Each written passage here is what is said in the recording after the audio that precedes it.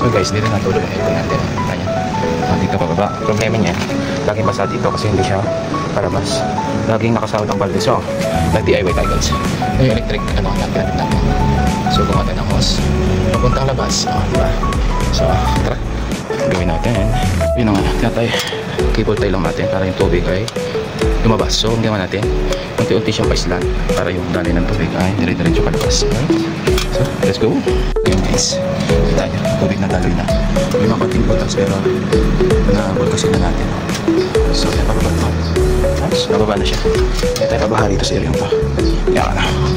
Ayan na. Lusot palabas. Yan. Labas na. Yan na guys, nangyari mga seal sa mga connection. Ay mga butas sa guys, diretso na siya sa labas. Okay, di ba? Kaya tayo problema sa tubig ng aircon.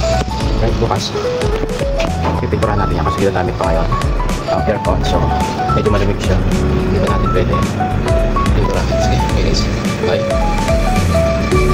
Tingnan natin kung anong reaction ng inspector. Ano reaction ng inspector? Okay naman, inspector? Okay naman set up? Nalabas naman tubig doon? Okay naman, happy ka naman. Pang 98 na grade pa, inspector?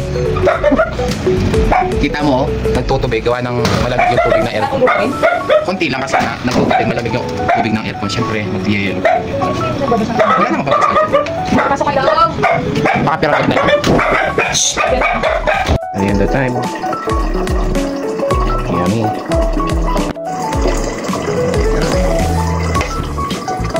Tana, right?